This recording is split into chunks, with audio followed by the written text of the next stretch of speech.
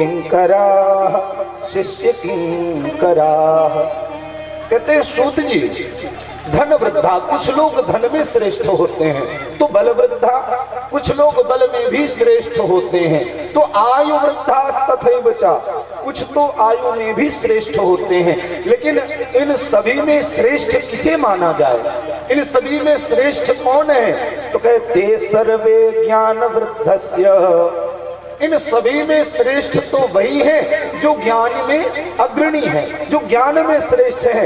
इसलिए हम आपको नहीं प्रणाम कर रहे हैं, अपितु आपके ज्ञान को हम सब प्रणाम करते हैं। और सूत जी को सुंदर आसीन किया और आसीन करके सूत जी के चरणों में निवेदन करना प्रारंभ कर दिया।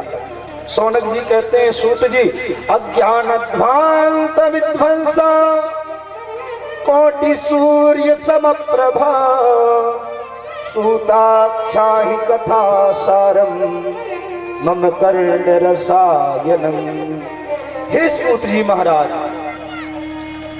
अज्ञान रूपी अंधकार को नष्ट करने में आप करोड़ों सूर्यों के समान तेजस्वी हैं। कोटि सूर्य समप्रभा, करोड़ों सूर्यों के समान तेजस्वी जान पड़ते हैं।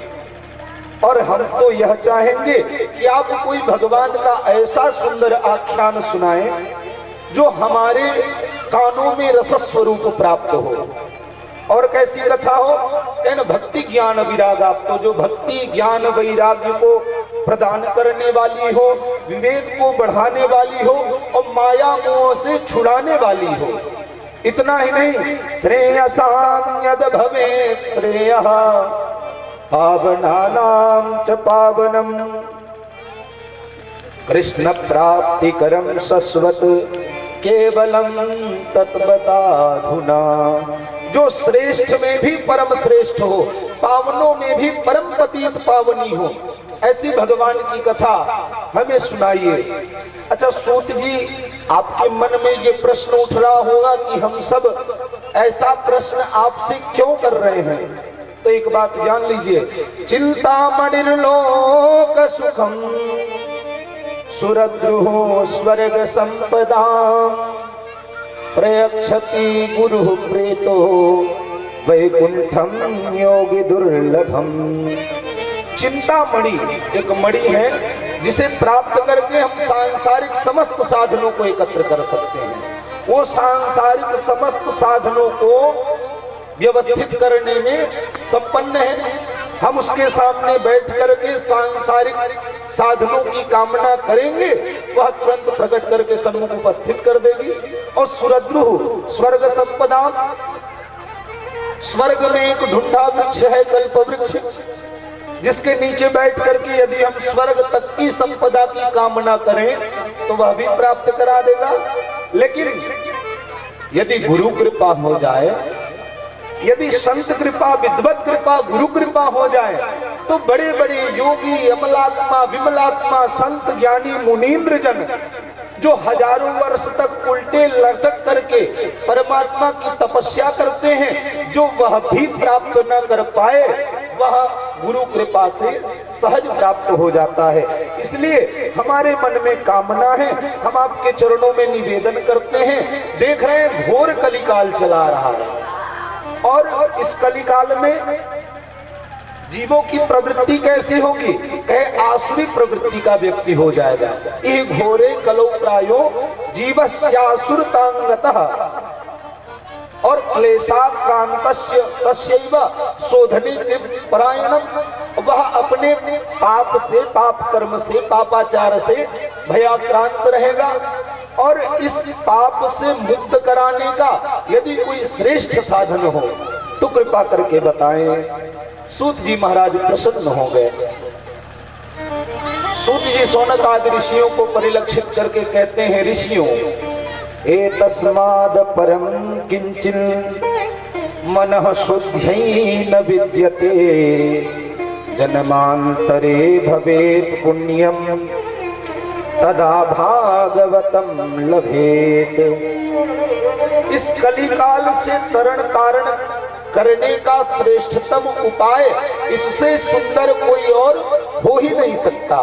और यह किसी एकाध जन्मों में नहीं प्राप्त होता है, एकाध जन्मों के पुण्योदय होने से नहीं प्राप्त होता है, अथवा जन्मांतरे भवेत पुण्यम। मानव के जब जन्म जन्मांतर कल्प कल्पांतर युग युगांतर के जब पुण्योदय होते हैं तदा भागवतम लभे, तभी जाकर के भगवान की ऐसी परम अमृतमय कथा की प्राप्ति होती है। ऋषियों ने पूछ लिया, महाराज आपने बताया कि भागवत की कथा कलिकाल से तरण तारण करने का श्रेष्ठतम साधन है, तो क्या इसे आज तक किसी ने श्रवण किया है? यदि श्रवण किया हो तो बताएं। तो बताते हैं कि यद्यपि ब्रह्मा जी के द्वारा नारद जी ने चतुश्लोकी भागवत का श्रवण सर्वप्रथम किया था, और उसके बाद दोबारा कब प्राप्त किया? दोबारा जब चारों कुमारों ने मिलकर के भक्ति ज्ञान वैराग्य के हेतु में नारद जी को ही प्राप्त कराया। लेकिन इस भागवत की कथा में सुख शास्त्र का, सुख संहिता का विशेष महत्व है। जिस समय शुकाचार्य महाराज परीक्षित को परिलक्षित करके सुंदर भागवतामृत का पान करा रहे थे, उस समय क्या होता है, सारे देवता गण आ जाते हैं। और देवताओं का स्वभाव क्या है? स्वकार्य कुशलासुरा, अपने कार्य को कुशल क्षेम करने में देवता अग्रणी माने गए हैं। सारे देवतागण हाथ में अमृत का कलश लेकर के पधारे, सुखदेव जी को प्रणाम किया, और सुखदेव जी को प्रणाम करके कहते हैं, महाराज ये जो आप अमृत सुधामृत कथामृत का पान, जो कथामृत का पान आप परीक्षित को करा रहे हैं, वह परीक्षित क्यों श्रवण कर रहे हैं? मृत्यु के भय से। तो हम ये अमृत का कलश लेकर के आए हैं, इस अमृत के कलश से अमृत परीक्षित को आप पिला दें, और इस सुधामृत का ज्ञान हमें प्रदान कर दें कथामृत का, तो सुधामृत के प्रभाव से परीक्षित मृत्यु भय से मुक्त हो जाएंगे और सुंदर कथामृत का पान हम कर लेंगे। इसलिए इस अमृत के बदले हमें कथामृत का पान कराएं। सुन करके सुखदेव जी मुस्कुराए, और सुखदेव जी ने बड़ी फटकार लगाई, देवताओं को फटकार लगा करके भेज दिया। क्यों? सुखदेव जी कहते हैं, वसुधा क्व कथा लोके क्व काचः क्व मणिर्महान् ब्रह्मरातो विचार्यैवं तदा देवान् जहांसः। कहते क्व सुधा क्व कथा लोके, अरे देवताओं कहाँ यह तुम्हारा सुधामृत और कहाँ यह कथामृत? कथामृत का प्रभाव क्या है? वह कथा लोके, ये कथा केवल एक व्यक्ति के तरण तारण के हेतु में नहीं है, ये तो समस्त संसार को भय से मुक्त कराने वाली है। हमारे गुरु जी कहा करते हैं, कथा को कहने वाला मर जाता है, कथा को सुनने वाला मर जाता है, लेकिन इस कथा का प्रभाव क्या है? परमात्मा की इतनी बड़ी कृपा कि परमात्मा फिर से कथा को कहने वाला पैदा कर देते हैं, परमात्मा फिर से कथा को सुनने वाला पैदा कर देते हैं। तो यह कथा तो समस्त संसार को भयमुक्त करने वाली है, संसार भय को नाश करके भगवत प्राप्ति कराने वाली है। और कहाँ यह तुम्हारा सुधामृत? ये तो ठीक उसी प्रकार से है कि कोई कांच का टुकड़ा ला करके और मणि से बदलना चाहे, क्या ऐसा संभव है? और फटकार लगा करके देवताओं को भगाया। देवतागण पहुंच गए ब्रह्मा जी के पास, जा करके ब्रह्मा जी से कहा, ब्रह्मदेव हमारी भी सुनो। ब्रह्मा जी ने कहा, क्या बात है देवताओं? अरे देवताओं ने कहा, महाराज हम इंद्र, हम अग्नि, हम वायु, हम यम, हम सब मिलकर के सुखदेव जी के पास गए थे, लेकिन उन्होंने फटकार लगा करके हमें वापस कर दिया।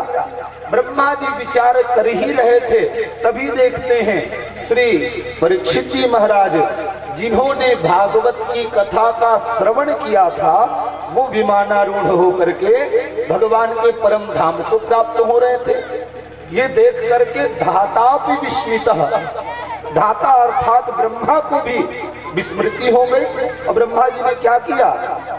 सत्यलोके तुलां बद्ध्वा तोलयत् साधनान्यजः सत्यलोक में तराजू लेकर के तौलना प्रारंभ किया। तराजू के एक पल्ले में संसार के समस्त संसाधनों को रखा और दूसरे पल्ले में श्रीमद् भागवत जी को रखा। और पाते क्या है, कहे लघोन्यान्यानि जातानि गौरवेण इदं महत् तदा ऋषिगणाः सर्वे विस्मयं परमं ययुः। ऐसा देख करके परम विस्मय हुआ।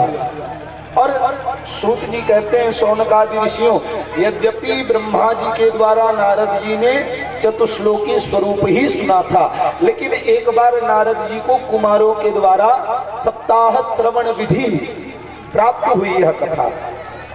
पूछ लिया महाराज कैसे, तो बताना प्रारंभ कर दिया। लोक विग्रह मुक्तस्य नारदस्यास्थिरस्य च विधिस्रवे कुतः प्रीतिः संयोगः पुत्रतैः सह। शौनकादि ऋषि कहते हैं महाराज नारद जी जो लोक विग्रह से मुक्त रहने वाले, उन्होंने जो वो दोहन काल से ज्यादा समय तक एक स्थान पर रुकते नहीं, वो बैठ करके सप्ताह श्रवण विधि को कैसे प्राप्त किया, कृपा करके इसके विषय में बताएं। तो बताते हैं कि एक बार की बात है, नारद जी अपना मलिन मुख लिए हुए बड़ी वेग से बद्रिकाश्रम की ओर चले जा रहे थे और उधर बद्रिकाश्रम से कुमार लोग आ रहे थे। कुमारों ने नारद जी को अस्थिर भाव देखा तो प्रश्न कर दिया, अरे नारद जी कथम ब्रह्मदीन मुखः उतश्चिंतातुरो भवान, क्या बात है आपका मुख इतना मलिन क्यों है, आपको किस प्रकार की चिंता है। अभी आपको तो देख करके ऐसा लगता है जैसे गत वित्तो यथा जनः, किसी धनी व्यक्ति का संपूर्ण धन कोई हरण करके चला जाए, उसका मुख मलिन हो जाए, ठीक उसी प्रकार से आपका मुख मलिन दिख रहा है। कारण बताएं नारद जी। नारद जी हाथ जोड़ करके बोल पड़े, अरे कुमारों मैं अपने मन की कहां तक कहूं। एक दिन मेरे मन में विचार आया कि क्यों ना पृथ्वी लोक का भ्रमण किया जाए, क्योंकि यह तो धर्म की स्थली है, देव बनना कोई विशेष बात नहीं है, श्रेष्ठता तो उसमें है जब व्यक्ति भक्त बन जाए, देव तो सभी को होना है। अभी हमारे यहाँ कोई आए और हमसे पूछे कि भैया आपके आजा दिवंगत हो गए, देव हो गए, मरने के बाद प्रत्येक व्यक्ति को देव ही बनना है, लेकिन श्रेष्ठ क्या है, कहे श्रेष्ठ तो भगवान का भक्त बनना है।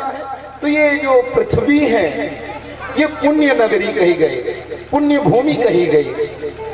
तो मेरे मन में विचार आया कि क्यों न चल करके पृथ्वी का भ्रमण किया जाए, और मैं भगवान नाम संकीर्तन करते हुए पृथ्वी लोक में आया और नाना प्रकार के क्षेत्रों में भ्रमण किया। हरि क्षेत्रम, कुरुक्षेत्रम, श्रीरंगम, सेतुबंधनम, नाना प्रकार के तीर्थों में, प्रयागम, पुष्करम चा प्रयागम चा, काशी गोदावरी तथा पुष्कर गया, प्रयाग गया, हरि क्षेत्र गया, कुरुक्षेत्र गया, लेकिन यहाँ पर जाकर के तो मैंने कुछ और ही देखा।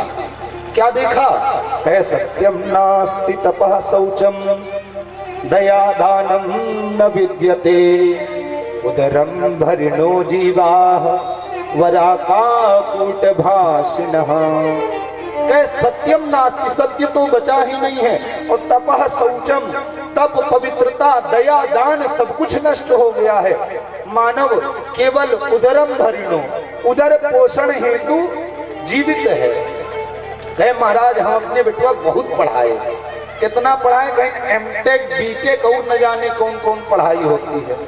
कहे भैया किस लिए इतनी ऊंची ऊंची पढ़ाई पढ़ाए, कहें महाराज नौकरी मिल जाए, नौकर बन जाए। हा? शिक्षा का महत्व केवल और केवल उदर पोषण हेतु कर दिया गया। और इतना ही नहीं, तरुणी प्रभुतागे है श्याल को बुद्धिदायका कन्या विक्रयणो लोभात दंपति नाम च कल्कनम। इतना ही नहीं, गृहस्थों के यहाँ पर जाकर के देखा तो तरुणी प्रभुतागे है, घर में श्रीमती जी की चलती है, अगर उन्होंने कह दिया खड़े रहो तो खड़े रहेंगे, स्वामी जी बैठने की हिम्मत नहीं है। उन्होंने कहा बैठ जाओ तो स्वामी जी की हिम्मत नहीं कि उठ करके बाहर चले जाएं।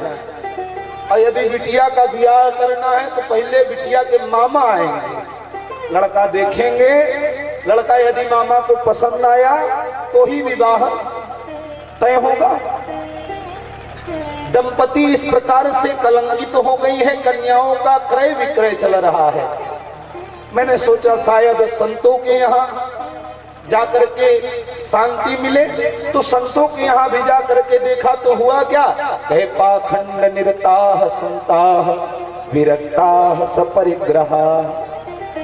जो संत हैं वो भी पाखंडी हो गए हैं, पाप खंड, पाप का खंड का आश्रय ले चुके हैं। और जो अपने आप को सन्यासी बताते हैं उनके भी चार चार संतति घूम रही है। महाराज देख करके मेरे मन में बड़ा कष्ट हुआ। न योगी नहीं वसिष्ठ हुआ, न ज्ञानी सत्यो न रहा, न कोई योगी बचा न कोई ज्ञानी बचा, कोई किसी प्रकार से।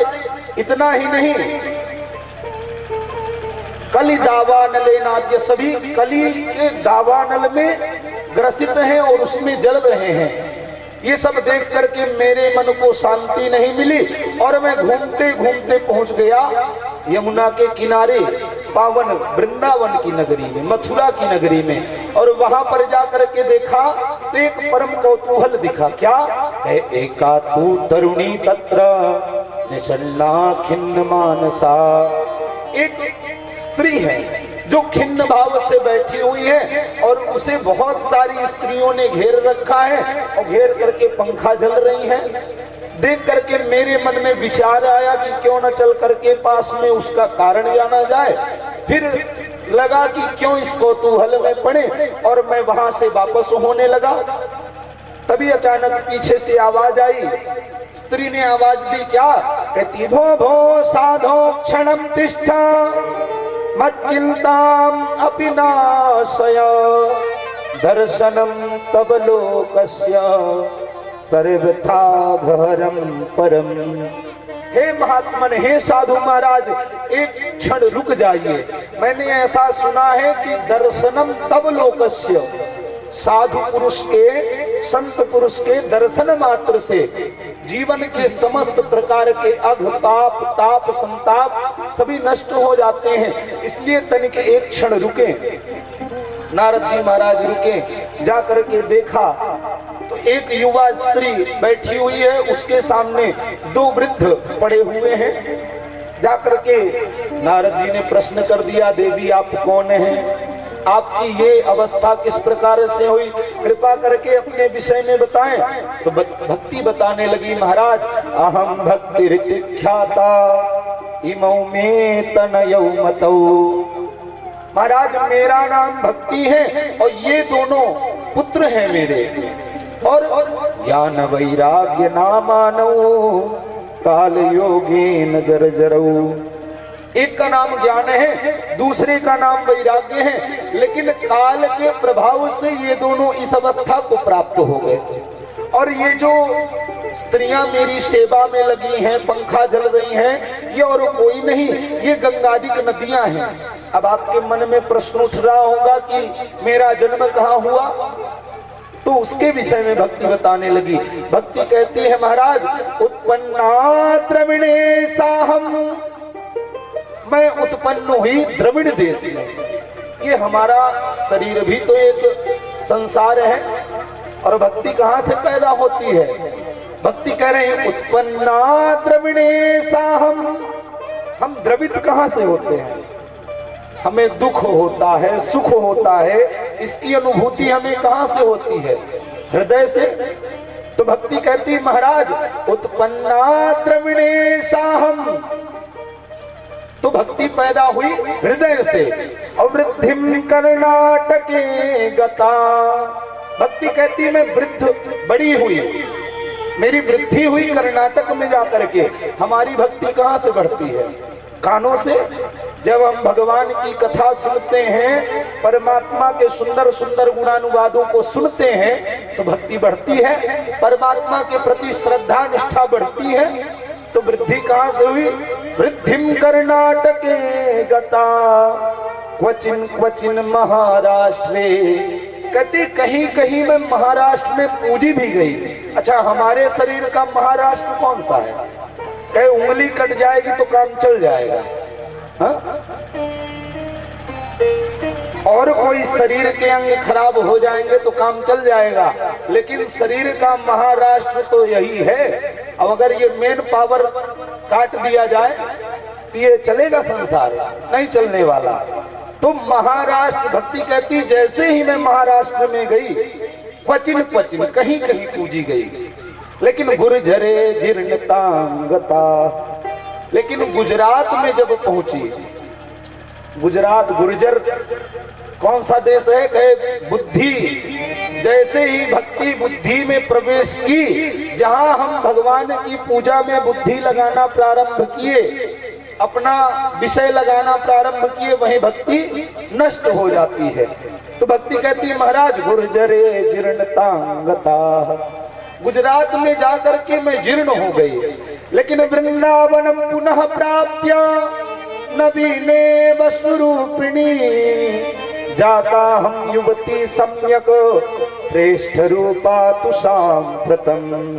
महाराज जैसे ही मैं वृंदावन को पुनः प्राप्त हुई, मैं तो युवती हो गई, मैं तो सुंदर रूप वाली हो गई, लेकिन ये जो दोनों मेरे पुत्र हैं ये अभी भी उसी अवस्था को प्राप्त हैं। तो कृपा करिए मेरे इन पुत्रों का कल्याण करने का यदि कोई श्रेष्ठतम मार्ग हो तो उसे बताने का प्रयास करें, और मेरे पुत्रों की यह दशा क्यों हुई तनिक इस पर भी प्रकाश डालें।